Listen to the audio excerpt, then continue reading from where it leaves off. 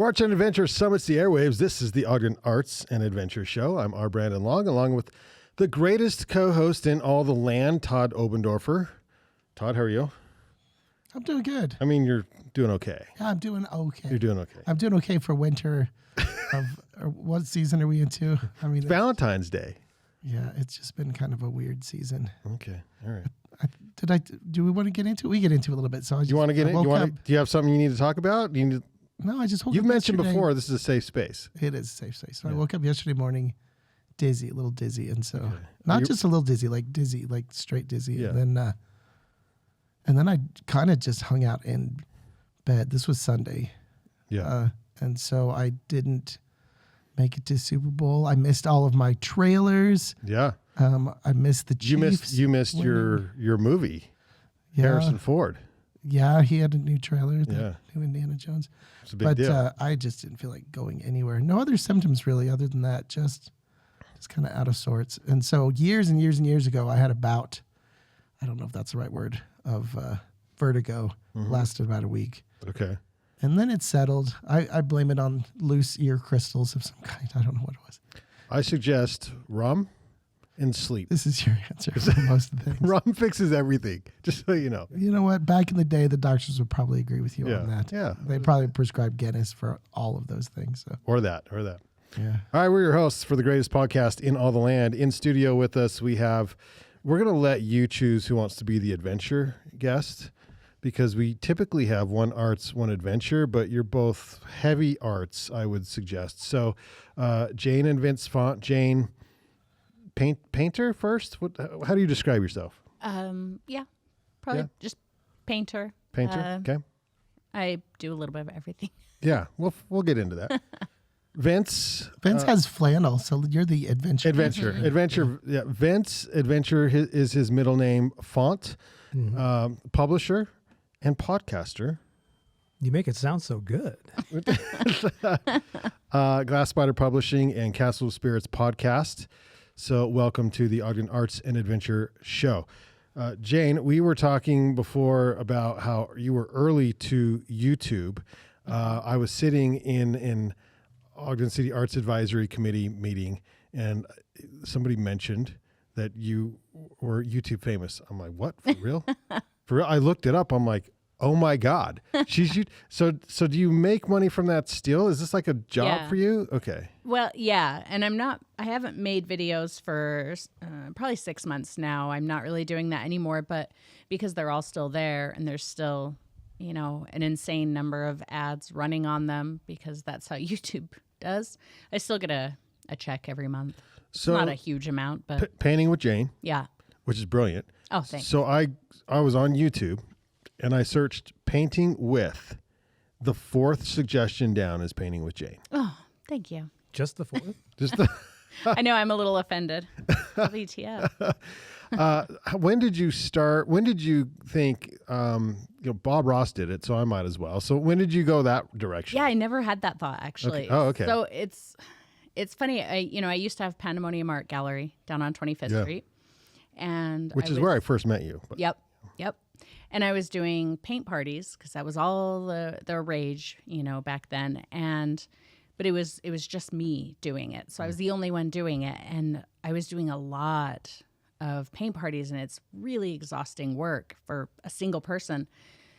I remember one day I did 2 parties in a single day, which is, it's me running back what's and a paint forth. party? Where like you come and you sit and everybody paints the same thing and drinks wine and, Gotcha. So you have to sober up between parties and then... Oh, no, I was working. I did not. Yeah, the experience is very different when you're on the other side. Yeah. Okay. But so I wanted to stop doing it because, I was making decent money at it, but there was nowhere to go from there. So it was just like this hamster wheel that I was You hit the paint party ceiling. Yeah, absolutely.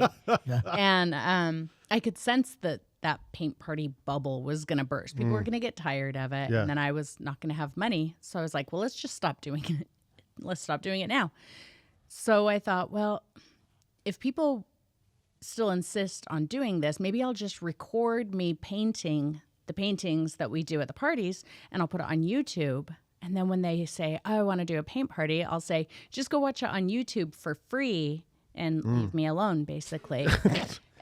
You were escaping. Yeah. And it didn't work. I still had, a couple of years later, I still had people asking, do you still do that? But suddenly, like, I put up my first video and I just forgot about it. And like a week or two later, I went and looked at it. It had 1,000 views. And I was like, what? And this was a while ago. Do you remember what this year? was 2015. Okay. So I thought, okay, well, I guess it's time to do more. And so Was there any thought that would make you money? No, not at first. I didn't have, I mean, I knew that people made money on YouTube, but I didn't know how. I didn't really understand what that was like. And then, I started getting ads on my videos and thought, oh, here it comes. I'm going to start making money. Loaded. Yeah. Done. It's Game this over. very slow trickle and it's very, very inconsistent. But yeah, so. And how many videos would you say you have now? Oh my gosh, I've almost completely abandoned it. Which you have 300,000 followers. Don't abandon your 300,000. Yeah, I know, but yeah, it's a whole thing. Do you encourage her abandoning this, or what are your thoughts? He's seen me cry, so yeah, he does. Okay. They're all bots anyway. They're all bots. It's 300,000 people who want something that I don't want to provide anymore. Yeah. You know what I mean? Yeah. Yeah. And if you change, how does that affect your channel and stuff? Well, and I did try to change, but then I just get people complaining that they want the old stuff. Just go straight. What's the Castle of Spirits? Just go. Just totally change directions on it and see what happens. I know, huh? Yeah. We'll just start painting uploading. with new Jane. New Jane. I thought he said nude. Nude No, Jane. Yeah. hey. That'll get you money. It's just like all 1.5 goes. million all of a sudden. Yeah. So, yeah. But it was a way to make money, right? For a little while. Yeah, and it definitely put me on the path to kind of who I am and what it is that I do now. And it served its purpose, and all good things come to an end. Yeah. If I may. You may. One thing that you forget to mention is that all of this was born of necessity, because there ain't no money in art. Oh, So don't if you- say that. That's not true. He always says that. Don't say It's a that. good conversation to have. How do you not. make money and how do you make a living as an artist? If you have an art It is gallery, hard. and she had an art gallery that was not making a lot of money, I thought it was both of yours, but I regress. no, I cleaned the bathroom. You did clean the bathroom. And yeah, and she said, well, I got to make some money, so I'm going to have a paint party. Yeah. And they kind of blew up. Well, and then, And I thought she was insane to stop them and to put them on YouTube. And it was actually a smart thing to yeah. do. But it is true. It is hard to, make a consistent living selling original art. It's not impossible, and I'm not going to say, that, but it is hard. And so as a way to try and, make it a profitable thing for me that I could actually justify spending my time doing, I had to find other ways to make money. And so to do that, I kind of listened to what my viewers were saying. And I was noticing in every single video, what brand of brushes do you use? What brushes do you use? Where can I get the brushes that you use? And I'm like, guys, they're just like junk multi-pack brushes from Michael's. But what kind of brushes did you use, though? Well, if they're all going to ask me what kind of brushes I use, I got online, I started Googling who makes custom private label paintbrushes, and I developed my own line of paintbrushes. And so now, what brushes do you use? I use these ones, and you can buy them right here. Sticking that money straight in my pocket. That became my biggest source of income. So that made more money than YouTube videos. Oh, yeah. Okay. Oh, yeah. What's an average paintbrush cost? Probably $7.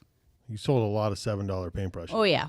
When I very first, because my manufacturer, I had to order, my minimum was 144 brushes of like each brush. So if I had 8 brushes in my line, I had to buy 144 of each one. Oh, wow. Okay. And so I bought all of those, and then this was my very first set. I hadn't sold any yet. I was terrified. I was like, how am I going to sell all of these brushes? It was so many. And I put them on Facebook and I'm like, okay, they're available now. And in 20 minutes, they were gone. Yeah. I was like, That's I need to order more crazy. right now. Yeah. So, yeah. Well, you had a pretty big following Mm-hmm. on YouTube, and that's helpful. Another way to do that is to set up an account with Amazon or something with the brand and make money, a little bit of money off of each sale that you send Yeah. people to. But it sounds like you went deeper and just had your own product. Yeah. And I definitely have the Amazon thing, where each video I've got links to every product that I use to an Amazon affiliate link. And I mean, I probably make $200 a month on Amazon on a good On month. affiliate So, market. Yeah. mhm. So it's not a lot, but I also don't push it real hard. Yeah. So And should I assume that each step of your evolution, you knew exactly what you were doing every step of the way? I'm glad it seems so, but 100% no, I was stabbing in the dark at absolutely every step. Look, And I I think got that's something. super important to Okay. remind Well, do you Yeah. consider yourself an artist or an entrepreneur? Because you're pretty entrepreneur minded. Yeah, I think both, definitely. At one point I would have said more of an entrepreneur, but with the pandemic and the anxiety that came with that and being shut up in my house and everything,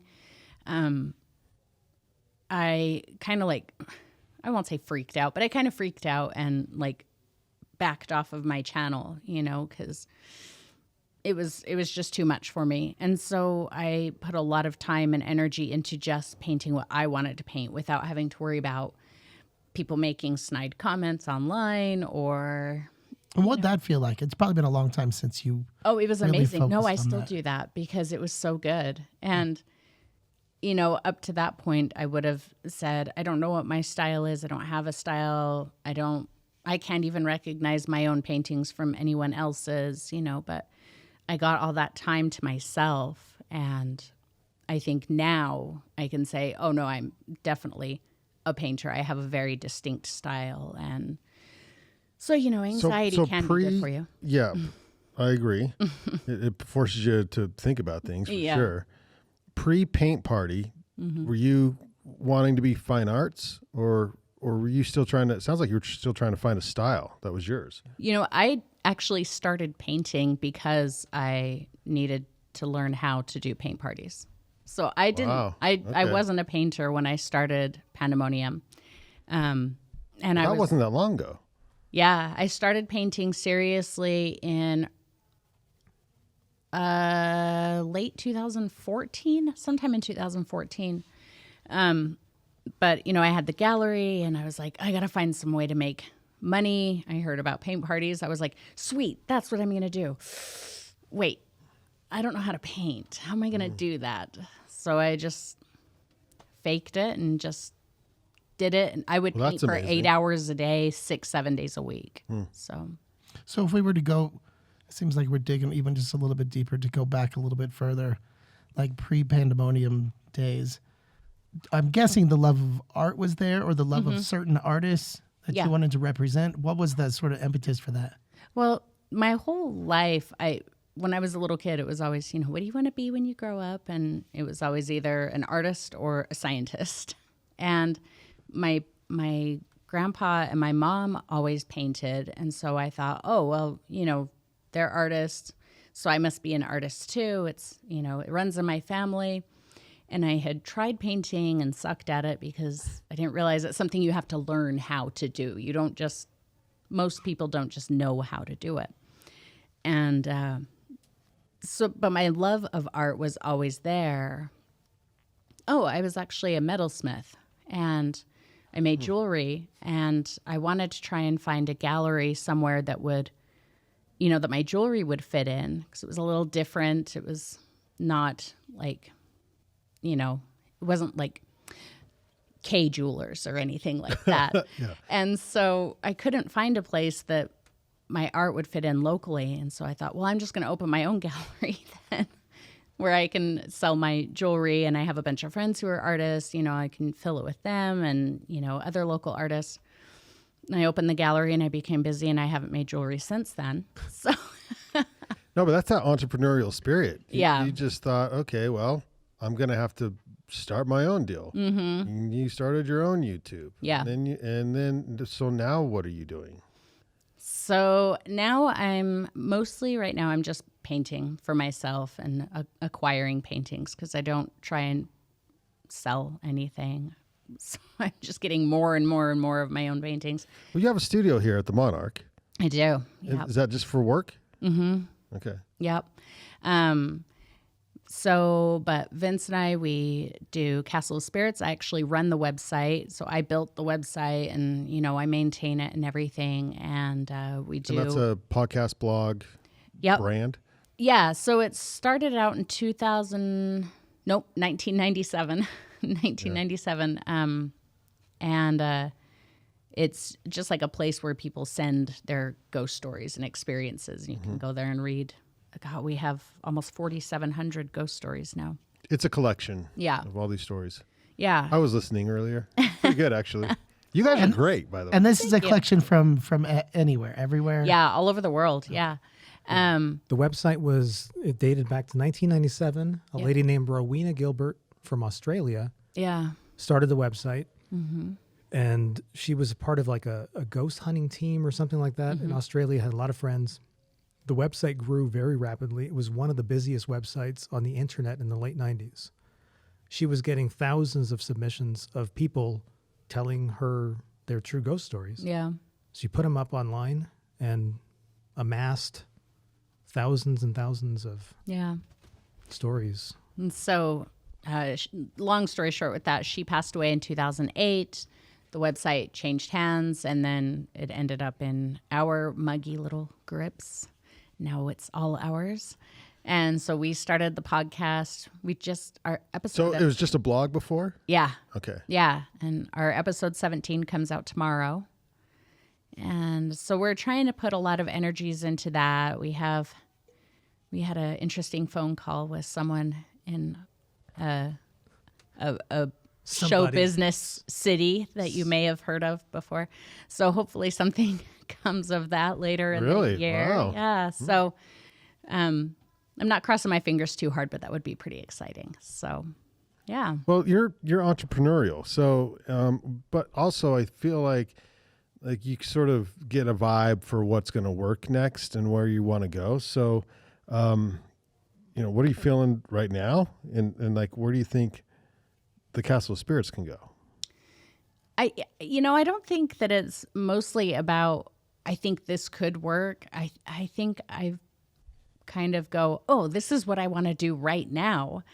And I've discovered that if you have a passion for something, like a genuine passion, and you're willing to put in the work, it doesn't matter what it is, it will work. If it's about putting in the work to do something, to make it happen. I mean, I've definitely pursued things before that should work, but I didn't have like the passion in it. And then I ended up, failing at it or giving it up.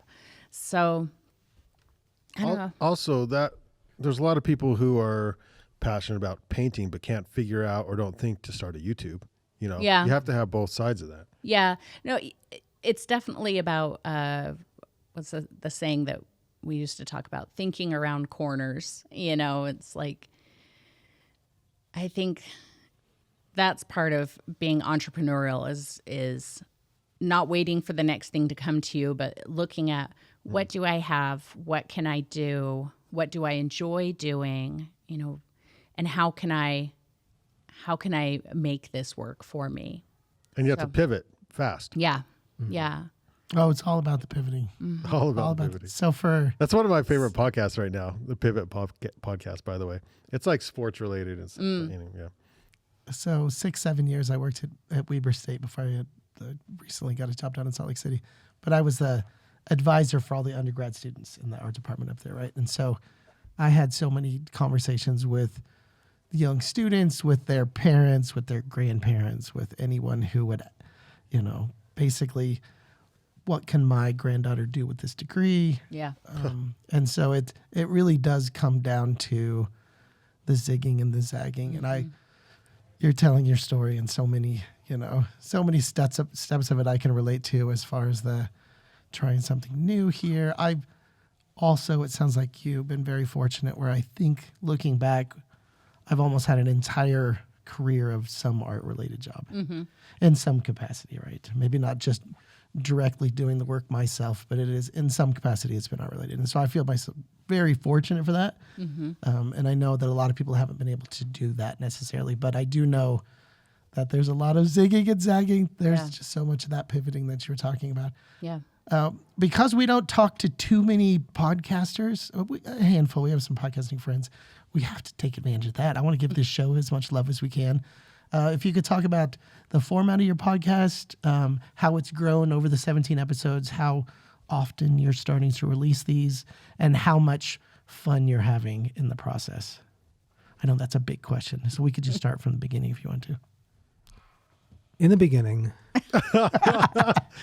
Thank you for there that. was a boy named Vince. Don't go that far back. Okay. In the beginning, there was a young man named Vince. See, I like that. Young man. I'm liking it. Man, I used to listen to Art Bell. Yep. You ever listen to Art Bell? Yep. And I wanted to be Art Bell.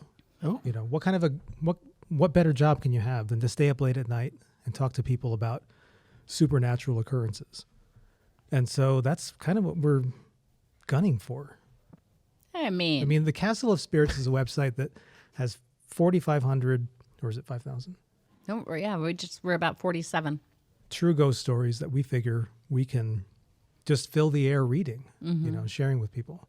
But we're Okay, also... just to clarify, so someone sends a story in, and then you read it as part of the podcast. Okay. We read our favorites. Yeah. Yeah. But we have episodes where we have a topic and we're not necessarily reading stories, and then so we kind of go back and forth. But Do you We're still... rewrite the stories, Vince? No. Okay. But I have edited a little bit. Okay. Because that's what I do. Yeah. And a misplaced comma is an affront to this one. a misplaced file, I can't get around it, so I have to fix it. But it's just something that it kind of tickles the fancy of me. Wow. I have some fancies that need tickling. Whoa. And Wrong podcast. You got to, you pay extra for that. That's all. It's a subscription model. So that's the Patreon. That's what we're getting to the real meat of it, because I was just going to go straight to what really tickles that. And so I know we just get off on talking to each other about supernatural things. Yeah. And I think we have good conversations. We used to actually read the Castle of Spirits spooky stories in like 2002.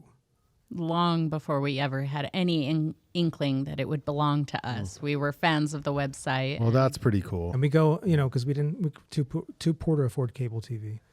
So we had internet. So we'd So we'd sit get up on. late at night and try and scare each other by reading stories off the website. And With a flashlight. yeah, exactly. So now we do that, but with microphones.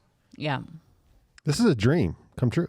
For reals. It is. If we could only figure out how to make some money, it would be So even Well, when bigger you dream. find out, let us know. We're still trying I to know. figure that out as well. Podcasting and making money as podcasters is new. And I don't know if you guys have ordered the How to Make Money or How to Be a Millionaire podcasting handbook yet, but if you haven't, let me know. we're just hoping we stumble into some. Oh, look, Yeah. $1. $1. But as a compliment, listening to your podcast, you guys are good. Oh, thanks. And it's something that Todd and I will get compliments, and they'll say, "Oh, I love listening to your podcast. You guys are so good." And I'm like, I don't really know what that means, because we don't go home and practice podcasting. Right. It's just something that, but you two are, you're married, but you understand each other. There's a good relationship between the two of you when you speak, and you don't speak over each other. Vince is sometimes a smart ass, and but it works really well, I think. You guys sound really good together. Thank you. Yeah. Thank you. Yeah, I think that there have been, I don't know, maybe we're just egomaniacal. There have been several times over the 21 years that we've been married, 21 years on Sunday. Oh, believe it or not. congratulations. That's Thank a lot you. of spooky Happy stories. Valentine's Day, by the way. Oh, no, we don't need that.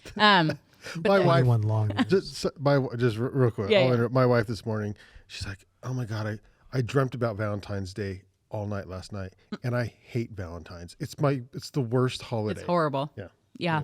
I don't know what caused us to get married near Valentine's Day. Because imagine trying to get a table somewhere. Yeah. Right, It's kind of a nightmare. But there have been several times throughout our relationship where, we're going back and forth and we're just having these really great conversations. And it's always Vince, will say, man, we should do a podcast. People would pay to listen to this. He's being funny. But so that is a conversation. I think Vince believes people will pay. I think he does, too. He's a little deluded. But so it's funny, though, because, like you said about you don't practice podcasting. Yeah. But sometimes, because we're trying to do more themed episodes. So like our episode that comes out tomorrow is about the Amityville horror. And in the week leading up to it, we'd both be like, oh, hey, did you know this? Or I read this, or, just having little bits of conversation about Amityville. And we'll stop in the middle and we're like, wait. Save it for the podcast. Yeah. We find ourselves saying that sometimes, or we're like, we should be recording this. Yeah. Yeah. Well, the best parts come when you're not recording because It's true. people are just talking and it's Yeah. natural. Yeah. And red light fever is a thing. That red light on the microphone comes on and your brain like haywires. So it's funny because I thought about that. We were talking about these microphone holder thingies, bars. What are these? Arms. You can buy them, right? With the lights come on. And I'm like, no, Yeah. because then they know like you're recording. Yep. And then the nervousness sets in. Yep. And then you don't say the thing you want to say. Yep. So yours is a little different, but but sometimes you guys, from what I've listened to, just BS, right? Yeah. Yeah. Okay. Yeah. Well, one of the reasons we don't talk over each other is because it's really hard to edit that. So I purposefully bite my lip when she's talking. Thank you. And Honestly, it comes down to some of those sort of thoughtful gestures because I'll be honest, we've had many shows where we 6, 8 guests, something like that, like just a ridiculous amount of people. And that gets a little tricky because the last thing that any of us want to hear is 4 people, 6 people, 8 people talking over each other. I don't want to hear 2 people talking over each other, right? And so there is a rhythm that Brandon and I have gotten over the 12 years that we've been doing this. And I think that is honestly a big part of that conversation because there are many times where you're like biting to like, I don't want to respond immediately. I want to respond immediately. And so I think we've been pretty lucky to maintain that rhythm with the guests as well. But yeah, no, it's a really big point with podcasters as far as that talking over each other. Oh, it's so annoying. Yeah, you have to be aware of it. And it's good if you have, regular partners that you podcast with because then you can develop cues. Like, for example, Vince is a little long-winded sometimes. And I just look at him and I'm all... That's not true. You just open your mouth. Yeah, like the watch gets out and it's like... I'm about to talk. Well, I'm a huge... Go ahead, Rick. I was going to say, so most of our podcasts are about 45 minutes to an hour. Perfect. But we record about 2 hours because a lot of times it's getting up and screaming. Screaming? I messed something up and I don't want to do it. I have to go to the bathroom or the dog needs to go out or the cats are we do fighting. Have one of our cats walks through the house just screaming at the top of his lungs, like at all hours of the day and night. So when he starts up, sometimes we just have to sit there and wait for him to be done because if you engage him, it just gets worse. You can't incorporate this into the podcast. Sometimes we try and ignore it so you'll hear him. Hellcat. Yeah. Yeah. But when he really gets going, you just have to stop and wait. So really it's all special effects, editing, post. I'm a huge sports fan, and I listen to sports talk radio. Dan Patrick was sports. Sports, Super Bowl, sports. Dan Patrick was one of my favorite, of course, ESPN analyst, but he's got his own show, and I noticed it's funny because he has a show. It's a radio show, but they record it with multiple cameras, and he sits in his own behind glass area, and then he has 4 producers, but each producer has a microphone, and each producer also has a button on their desk. And so, and Dan says, yes, Yes, to whoever has needs to make a comment, and then they push the button and it turns their microphone on, and then they talk. They do not talk over each other. Very rarely do they talk over each other. And I thought, wow, that is interesting. But there's got to be a reason for that, because he's been in the business forever. Not only is he in the business, but he teaches college courses on how to become a sports broadcaster. And so it must be that important that you don't talk over each other during your show. Now, he's audio first. And the cameras, which is what I hope we're sort of accomplishing here, is a little more voyeuristic. In other words, we're not performing for the cameras. It's just recording sort of what we're doing. So, I mean, Vince is, but we'll talk about that later. Yeah, that. He was taking his shirt off earlier, and it was really weird. But it is fun to see that side of it, because you can sort of watch them do their magic. And and I enjoy that. Can I pop this? Yes, please do. Yeah. No, go for it. You got to bring it up to the We're typically sponsored microphone. by some beverage or another. And so, Typically. yeah, we're pro drink. So Vince, you're pretty outdoorsy. What happened to the trailer? Oh, is that a sad day? What?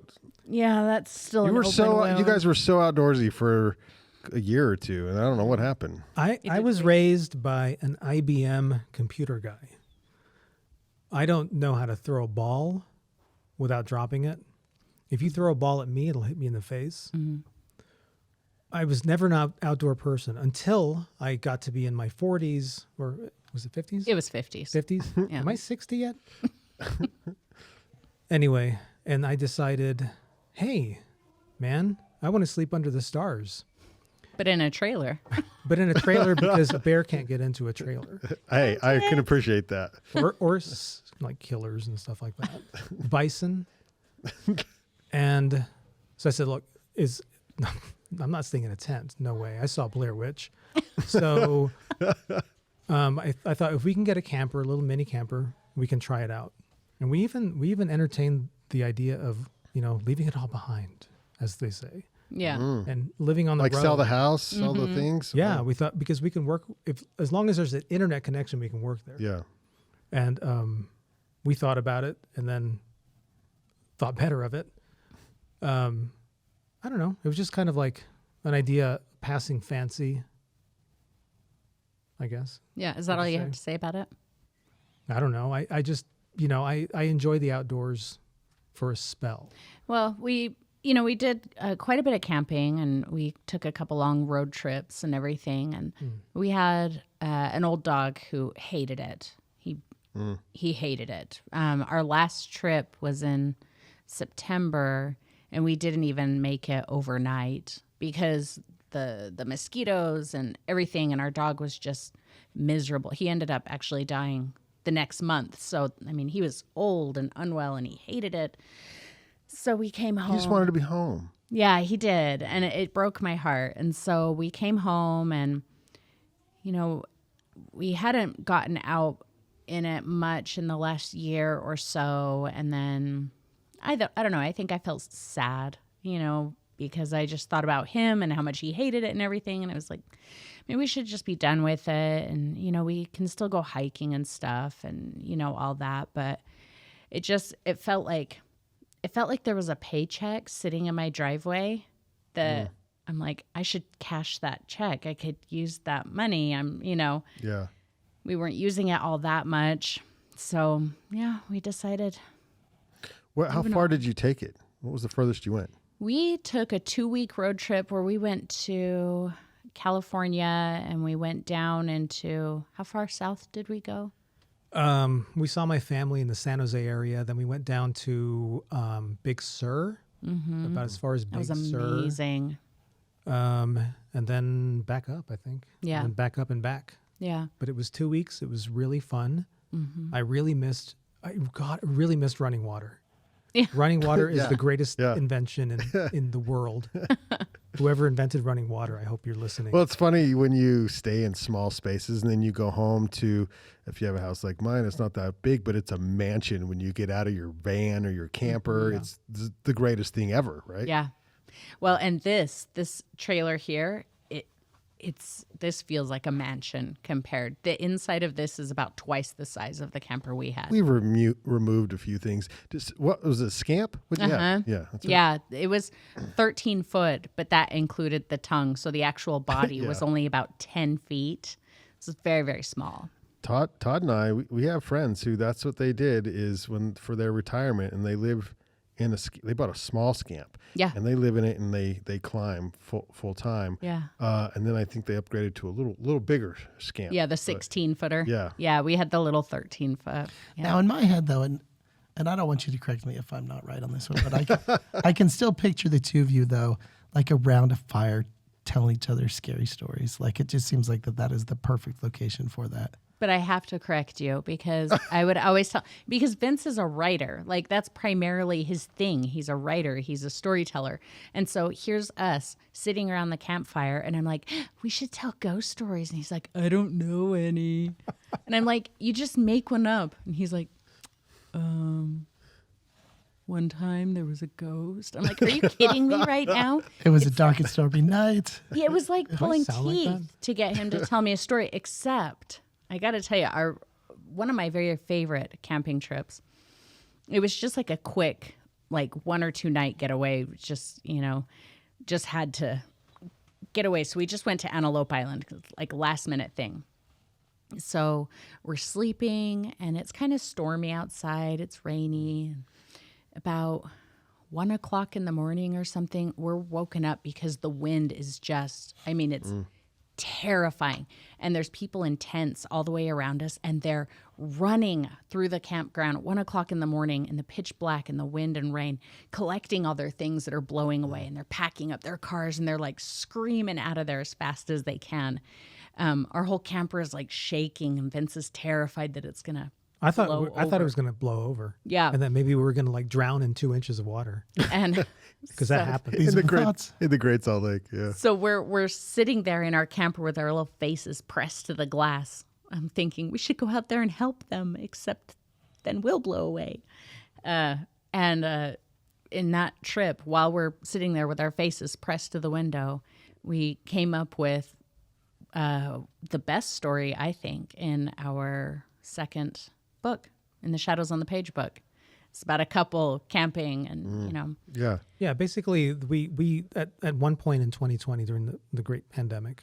the great pandemic. The he's lousy calling it. pandemic. The great. We got together, and so we wouldn't kill each other. We said, you paint and I'll write something, and then we'll put it together and make a book, because I know how to do that, right? And so we did a book called Shadows on the Page with a bunch of short, spooky vignettes and her art. And so then we did 2 of them, and then that story ended up being in one of them. Yeah, Yep. It's pretty good, I think. And the art is read it the other day. the cover of the book. Yeah. So it all folds together. Well, Vince, do you want to talk about Glass Spider? Yeah, it's a really cool David Bowie song. In 1987, David Bowie made an album called Never Let Me Down. One of the tracks on that album was called Glass Spider. That's not what he's asking I'll have for. you know. I think it's fantastic. In 2016, in 2015, I was thinking I need to do something. I had been a freelance writer for a bunch of years, and I was getting tired of it. And I needed to do something else. So I said, because I'd been self-publishing my own work through Amazon. I got really good at that. And then, so I said, maybe we can offer that as a service. I say we because I rely on Jane to hold me up, to lift me up to these heights, because my legs are really weak. And so I decided that I wanted to do a service for editing books and doing cover design. She could do the cover design. I can do the interior design, the editing, and all that stuff. And, I needed a name. And so we were launching in January of 2016. And me and Jane are really huge David Bowie fans. And he came out with his Black Star album in early January. It's like January 7th or 8th. And then he up and died the next day after that. Really shattered us, right? He was the first of the all this long string of celebrity deaths in 2016, but that was the one that really got me. And so I said, I want to name this company after him, but I wasn't going to do it like David Bowie books. David Bowie books. Yeah. I thought about Let's Dance books. No. Starman, but and so we just came up with, we chose Glass Spider because we thought it was kind of cool. We And chose it. Jane chose it. That's right. Jane is arachnophobic. And she's the one who suggested Glass Spider Publishing. And Great. so, and that Yeah. that association has actually been a lucky charm, because a lot of people really like the name, and most of them don't know the David Bowie connection. What it is, yeah. So yeah, I started doing that. We got covered in the Standard Examiner because it was a really slow news day. And Front page that day. I That's still, how slow it was. it was the other story on the front page was about Hep C, so they decided to feature a photograph of me instead of hepatitis. Okay. And so, I'm so mean with the Standard as well. Every time I run across a friend that writes for them or has written for them, I always ask, so are you still in business? I said, yeah. So I give them such a hard time. They work so hard. Yeah. and to this day, I'm still getting people, hey, I saw your Standard Examiner article in 2016. From 8 years ago. Would you like, can I Oh publish my book? gosh. So, yeah, we started it as, I started it as a lark, and it really took off. And then I ended up having to quit my writing gigs and stuff like that. Mm-hmm. And just focusing all my time on Glass Spider Publishing. We've published over 100 books. Oh, that's a lot. I didn't Yeah. realize Yeah. it was that many. Okay. Yeah. And then what's your standard or niche, or does it matter? Anything except religion and politics. Biographies about religious people counts, or politicians? That counts as the not acceptable category. Okay. I mean, kind of. You published your friend Jim's book. And it was a political philosophy book. So But he's a friend, so it's okay. Sure. It's all who you know. We know how that works. Yeah. We know how that works. but yeah, I mean, I get a lot of fiction books. Some nonfiction books, and yeah, a lot of poetry. So how does it work? Like, how do you charge them a fee to publish, and then what are the services you provide? We provide editing services so that somebody doesn't produce a book that sounds bad.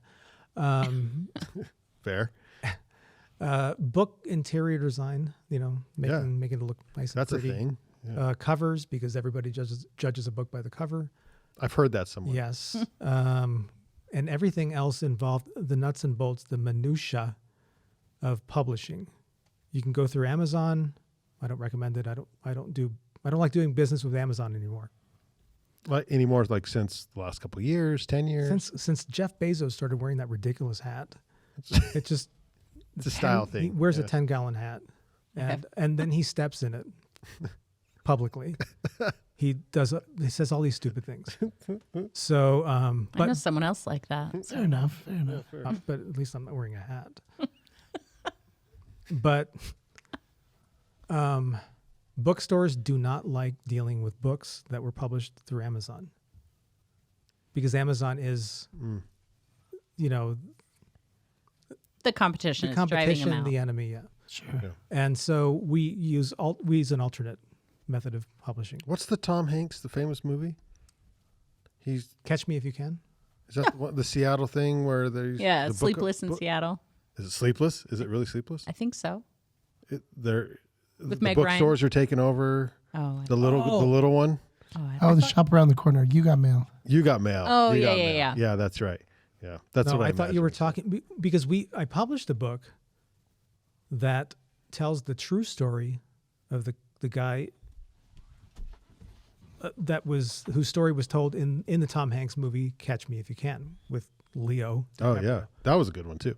And there's a nonfiction book that I published that basically exposes the real guy as a really devious con man. I thought that's what you were getting at.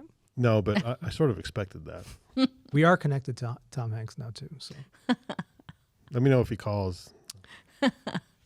yeah, I'll let you know. All right. Well, so that keeps you busy. That's your day job. Yeah. That's my day and night job. And it's my passion. I thought about stopping for a while because I wanted to focus on my own writing, and then I realized I missed it too much. Earning a living, that is. Do you have time to write? No. Well, that sucks. Well, I mean, I goad him, quite often until he finally writes something. He'll do little spurts where he'll knock out a couple of, short stories or whatever, a couple times a year. But I did a book in 2 weeks. Also with Castle of Spirits, I think that's affording him a few more opportunities to write because, he'll write stories for the website, or he'll write, podcast content or blog website content. And the other thing that I mentioned very vaguely earlier might afford some additional writing opportunities that we're excited about. So I hope that works out. Yeah. Whatever that is. we don't really know what that is yet. Okay. It's just And then I'm assuming to some degree, and again, maybe I'm reading into this just a little bit, that there must be some joy, some satisfaction, some fulfillment in, advocating, the work of other artists, of writers, and, and telling their stories. And because of the platforms that you both have, through the podcast, through the blog, through the publishing company, that there is something there. Like, I know personally, I've sort of been on this, this journey where I'm a little bit more in the sort of arts administration side of things, where I'm supporting artists and giving them a platform. In my case, it's a gallery down in Salt Lake. And so is that true? Is that part of this picture, is what you're able to do for other artists and writers? And yeah, that's one of the most fulfilling things, is that most writers don't really know what to do. They know that they enjoy writing, but writing is about communication. If you can't get it out to another person to have them read it, that's just it's like, a plug without a socket or whatever the terminology is. I'm no scientist. And so I really enjoy taking a book that somebody gives me and editing it and really making them sound better, because the thing is that everybody has an editor. The greatest writers in the world, or they're made better by the editors that edit their work. And I'm a really good editor because I didn't go to school for this. I was born with this. No, it's true. I know. This is true. And I'm not talking about a missing comma in a book or something like that. I'm talking about sentence construction and things like that. And I can help people sort of,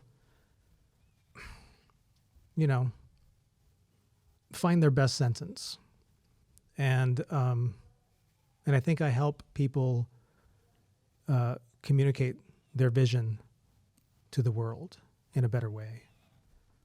Well, it's interesting because you can give feedback in real time to an author, where like musicians get feedback in real time during a concert or something, but writers don't. They can get feedback through book sales or something, but they don't get feedback in real time when someone's reading their book. Mm-hmm. They never see it. You can sort of provide that. Yeah. Yeah. And it takes a special kind of a writer to accept that kind of criticism. I'm not somebody who goes and tears somebody down, because I've been edited that way before, and it's painful. But a lot of people that I work with, they've never actually shared their work with other people. And so when they're edited, it's really it's a shocking experience. Mm-hmm. And but it's a necessary experience. And I've noticed, because there's some authors that I've worked with repeatedly, 8, 9 books. And every time the book comes back to me, the new manuscript, it's better. Well, I don't know how many of the authors you work with went through school, but I do know that in my major at Weber, I had one professor, the best one I had. You'd hand him a manuscript, and he would say, "Oh, this is really good. Cut 50% of it out." Mm-hmm. that's a lot. That's a lot. But but that really made you reconsider what's in it. And the fact that he liked the story, but 50% of it needs to disappear was fascinating to me. Well, most writers are trying to, they're aiming for a page count. Even when I write, I'm like, I want to make this story 50 pages long to make it a novella. But if I get there and then I cut down, 40, 45, I don't know if I go 50. But if I do that, it makes it even better because there's just so much, there's, too many words sometimes. Too many words. Well, we plan on cutting at least 50% of this. So just be honest. I don't know. I think most of this is gold. You should probably leave it in. Oh, you're so sweet. Oh, you're so sweet. Oh, I meant my parts. Oh, yeah. Your part. Oh. Kidding. Todd, do you have arts updates? You know what? You reminded us of what today is, which is Valentine's Day. This is not a big day for any of us, but it did make me think a little bit, right? About some of our all-time favorites. I think it's more about our animals. I think we love our animals. Well, in this case, yes, we probably do. More so than anyone else. And so I looked up and see if you agree with any of these. Some of our favorite love songs in history, right? And so I like lists. I love lists. I like top 5 lists. I like top 10 lists. And so I looked up a top 10 list on greatest love songs of all times. I thought it'd be kind of fun to share that on Valentine's Day, right? Okay, so there's a million lists out there. This is one of them. Are they categorized for like pop songs? Love songs. Or they're just all-time love songs. Okay, So we're talking some old songs as well. Right. And so my favorite all-time song is a love song, but I know it's not going to be on that list. yeah, but you were going to have to share that now here in just a minute. So I'm going to start with number 10. We're just going to I'm just going to list these out. See if you know these songs. Number 10, The Righteous Brothers, Unchained Melody. Oh, yeah. Mm-hmm. Number 9, ABBA, The Winner Takes All. I think that I would not have gone there. I grew into ABBA. It took a long time. But I like that song. Number 8, Andy Williams, Can't Take My Eyes Off You. Great song. Number 7, Elvis Presley, Always on My Mind. I think that's a good song as well. Number 9, Lone Star. This would not be a song that I would have chosen. Something called Amazed. Are you familiar with something Lone Star? called Amazed? I love that song. Okay. Yeah. Sports and country music. These are two things that I don't know much about. Number 5, Bryan Adams. See, now we're getting a little bit more into Wait. Is the top 5 all Chicago songs? Do you want them to be? Kind of. So Bryan Adams, Everything I Do It For You. Do you remember that song? Oh, yeah. That was a good song. When That junior high stomp was awesome. Yeah. Number 4, Seal. Uh-huh. Which one? What was the big one? Then Kiss from a Rose. Kiss from a Rose. That was what movie was it from? That was, I think, a Batman movie, wasn't it? Yeah. Number 3, George Michael, Careless Whisper. There's no way that's 3. In this list it is. That was a very big song. Number 2, The Beach Boys, God Only Knows. And number 1 in this list is Elton John's Your Song. Interesting. I thought you were going backwards. I would have put Unchained Melody as number 1. And no Chicago. I might as well. I think maybe we would do a little editing in this list. Yeah. And no ABBA. But it's still kind of fun to read. No, I mean, there is no Chicago in that whole list. Not even one. They made a living off of making love songs. I'm surprised that King Crimson's Stella Hunjinji wasn't in there. We all are. In another list, yeah. Just like Kevin, The Cure. Oh, yeah. Yeah. Also really like, there's an Oingo Boingo song. It's a B-side that is a phenomenal love song. Yeah. Oh, I had it. You did you? Is it not You're Mine? No. You're Mine Now. Okay. No, but that's a good one. That's a great one. Oingo Boingo's underrated. I do love Oingo Boingo. I mean, he's not. He went on to big things, of course. But yeah. Scoring like the biggest movies in Hollywood. Danny Elfman. Yeah, he absolutely did. We got time. We're gonna do one more top 10 list. Okay, yeah. Oh, you got another one. Oh yeah. Well, because and this is a little bit more up my alley. So I'm a little bit of a softie when it comes to movies. Like I do like cheesy. I don't like cheesy. I like smart romantic comedies, right? And so today, I can embrace that a little bit more so. And so this is a list, top 10 romantic comedies, right? And then we're talking. Some of them go further back than others. And so, should I start at number 1 or should I work my way down? I think I'll don't start at 1. Okay, we'll start at 10. So 10 in this case is Bull Durham. Do you remember Bull Durham? Yeah. Great movie. That was a great movie. With Oh wait, Kevin Costner. hang on. I'm looking over your shoulder, and I'd just like to say that I'm offended that Annie Hall is only number 11. That's a good movie too. It's a great movie. Anyway. Yeah. In fact, I probably would agree with most of these. Okay, so 10 we have Bull Durham. Number 9, The Princess Bride. I think a lot of people might agree with that. Number 8, this is probably one of my favorite movies growing up, is Say Anything, for all the reasons, including probably my favorite song of all times. Number 7, Broadcast News. Do you remember Broadcast News, Brandon? Yeah, but not really. William Hurt. That was a pretty good movie. I thought that was a pretty good movie. I haven't not seen that movie since. It was a great movie. I wouldn't go so far as to say it was a romantic comedy. Yeah, I'm not sure. We close our eyes. Oingo boingo. That one, yes. Yeah. That's a great song. I'd like to listen to that now. Number 6, The Big Sick. I hope you've seen The Big Sick. No, I have no idea. A little bit more of an indie film. Okay.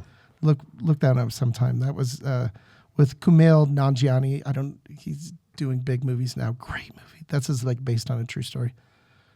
All right, what are we up to? Number 5, It Happened One Night. We're getting a little older. This is a Clark Gable film. Number 4, His Girl Friday. I grew up with some of these old films. This is a great movie too. Do you know that Cary Grant movie? No. Oh, come on. God. Cary Grant. Who is But she? get this. No, but Exactly, It's a Wonderful Life is one of the greatest movies ever but made. see, you like the old films. Yeah, That's why I thought really maybe. do. Snow. Number 3, Shop Around the Corner. We just talked about Shop Around the Corner. The original, You Got Mail. Oh, You Got Mail. Yeah, Really? For real? That was that high? What's that? It was that high on the list? Number 3 on this list. Okay, Yeah. yeah. Number 2, Lady Eve. Barbara Sandwick. That's not my favorite movie, I'll be honest. And number 1, Philadelphia Story. Cary Grant, Katharine Hepburn. Was that the one about the classics. UFOs? No, that was Philadelphia Experiment. That was time travel. Never Experiment. mind. We'll talk about that's another list, another good list as well. Yeah, I love top 10 lists. I love top 10 lists. I don't agree with any of that. So that's all there. But if it was Say a about list that. about sports, then maybe you'd probably be. Top 10 sports people you love? Yeah, Do you have any people you love? I could come up with one name. One name. Yeah. Okay. I do have an Ogden Avalanche conditions update that we will listen. This is like 3 minutes here, I think. So we'll listen to that now. All right. So we are here with Ben Botter from Ogden Avalanche for this week's conditions update. How are we looking going into the week of love here, Benny? Yeah, the week of love. I don't know. It might be a little bit of tough love coming up. Seems like last week we had a lot of wind damage in the Ogden Mountains. Ben Lomond just got hammered on that kind of the Cutler Ridge area. It seems like a lot of the resorts had really heavy wind last week. And then we kind of moved in. It cleared up a little bit, got sunny. Thursday and Friday were beautiful sunny days. And then we had a little storm, a little kind of cloudy weather on Saturday. And then Sunday again was another beauty of a day. But coming in, the snow surface is a lot of wind damage. And then we'll see in some of those sheltered protected areas if we have any near surface fastening that formed from those cold nights. It did seem like temps warmed up quite a bit. So hopefully that kept things pretty good. We do have tonight and potentially tomorrow rolling in with a little refresh for a little bit of love. But yeah, it looks like less than a half an inch on the plumes coming in kind of tonight into tomorrow. And then Tuesday is looking clear and then pretty clear through Friday. Clear through Friday. Sounds good. We have, we're done with the updates, that the B Street lecture series. That was a blast. Thanks to everyone who came out. Thanks for everyone who watched one of the videos of the live streams. We appreciate your support. This weekend, it is the Banff Mountain Film Festival World Tour at Peary's Egyptian Theater, Friday, Saturday, and Sunday. So hopefully we can see some of you out there watching some great films. And that's about all we got, I think, unless you have something else. No, I just tell folks with this new snow that's coming in, it does look like it'll come in with a little bit of wind. So just be careful of those wind slabs that might form. We're going to have a little bit of a northwest wind come in with this storm, and then a couple of inches, less than a half inch of water. So we could have some things liven up with some wind slabs and maybe some storm snow. And we'll just see kind of how the storm comes in, and with the snow surface being so damaged. So yeah, I'm excited. Thanks, Ben. Appreciate it. Yeah, bud. Have a good one. Yep, we'll see you next week. All right, that is the Ogden Avalanche Conditions Update. You can find more at Ogden Avalanche on YouTube, or just search their podcast on your favorite podcast app, Ogden Avalanche, and get the conditions for our Ogden backcountry. Todd, did you have anything else? Those guys are so good at that. They're really I'm good. so glad we're including that little clip. Yeah. Did you know that little storm was going to happen last night? I had no idea. Woke up, I'm like, there's snow. Yeah, I let the dogs out because this is, of course, the animal episode, as they all are. Who let the dogs out? I let the dogs out Okay. around 5, and there was like a couple, 2-3 inches of snow out there. I had no idea. I had no idea. And I think I let them out at like midnight, and there was nothing. So it must have happened somewhere in that window. Jane, Vince, what did we forget? Anything? No, nothing.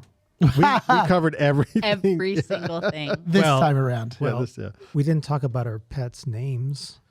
We did not talk about pet No, names. Okay, we can share that. Yeah, So yeah. I have Dog names. brother and sister cats, Henry and Marion. And I have, I share custody of two dogs. And that's Agatha and Sabrina. Oh, great names. These are all great names, aren't they? They really are, yeah. And then we'll go straight across, Brandon. I'm down to a cat, Oliver. You have, Yeah. but you like Oliver, yeah? Oliver's a pain in my ass. Yeah. I mean, he's a cat. He's a cat. Yeah. So. Yeah. He loves you one minute and then He's pisses pretty you off the funny. next. He's pretty funny. Yeah. Yeah, he's pretty funny. What about you two? Me, I'm the pet Yeah. of Jane. Oh, He's my pet. That's a different podcast. You also have to pay more money for. that's the after podcast. Yep. That's the what is it called? Fans only? No. Yes. Yeah. Only yes. fans. Only fans. Only fans. Only fans. Yeah. I'll get it one day. Make them fans only. Fans. Fans only can watch this. No, that's totally different, though. Totally different. It's a sports one. Thank you to it's a sports one. You're funny. Thank you. Now, we have to mention your new little. Your, Oh yeah. Did you Oh. talk about the new pup? I mean. Yeah. Okay. Your Do everything. it. Yeah, she really The everything. 4 weeks ago today, we adopted a 3-year-old boxer American Bulldog mix who we named Freya. And she's amazing. And I have to keep checking the camera on my phone to make sure she's not scratching her face. She She sleeps has an with eye us. infection. Well, as any Is there good dog is there should. audio? Can you say words? Yeah. And does it work? Yeah. So if she were scratching her face, I'd be like, Freya, no. Oh, It would probably scare her to death. Yeah. But And we yeah. have 2 cats. And then we have Scare 2 me. cats, and her and one of my cats get along famously. They love each other. My other cat will walk past her, stop, and then keep going. So every animal we have in our house is a rescue. The Yeah. black cat is named Mr. Moon, Yeah. and the orange cat, whatever, he's only got 3 arms. So I don't He's know what a he tripod. And His we name named is him Canelo. is. Canelo after the boxer. Yeah. So I love it. Yeah, I think that would apply to all of ours, our rescue too, and somehow ended up in our house. Yeah. I mean, it's not planned, but it's a rescue. Yeah. Yeah, no, for sure. Um. On that however that happy works. note, Yeah. Adopt, don't shop. Don't yes, shop. it's a great final lesson. Thanks for saying that. Thanks to Banyan One for powering today's episode of the Ogden Arts and Adventure Show. You can listen and subscribe to Ogden Arts and Adventure on YouTube. Look for us on Facebook as well, Instagram and Apple Podcasts, Spotify, thebanyancollective.com.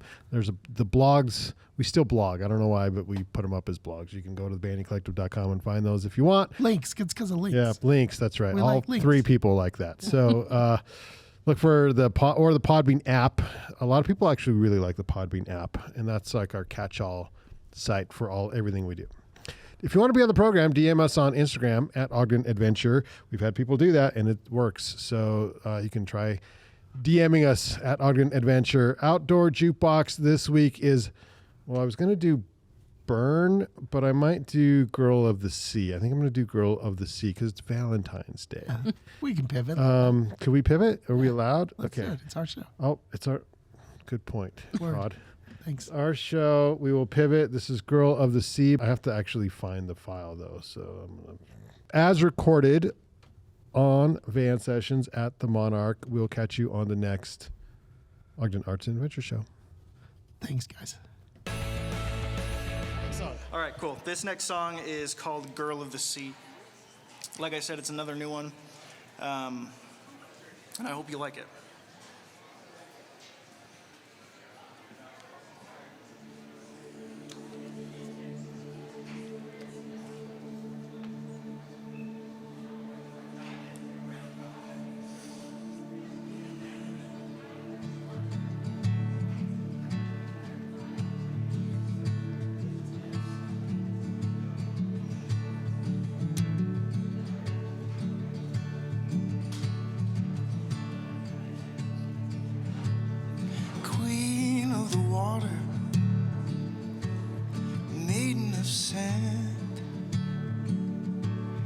I'm the king of the mountains, the lord of the land. I'm the lord of the land.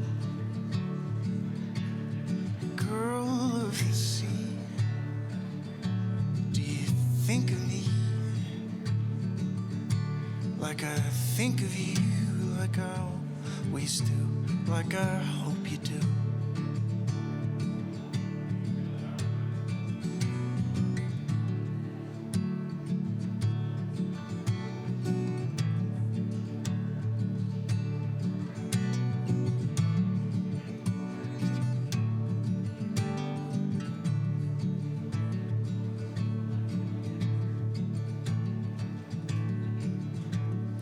Keeper of islands, storm in my eyes. Do I visit you sleeping like you visit me, like you come to me? White sand daughter, stealer of eyes. Are you dying to see me like I'd die for you? Oh, I'd die for you. There's a river of gold from your fountain of youth. You wrote in my soul and it split up in two. You're the one that I see, but not that I would leave behind the stones of this throne. Would you leave behind the salt of your home?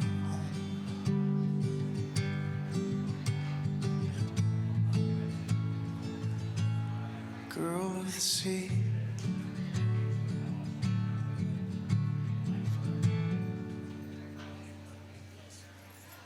Nice. Thank you.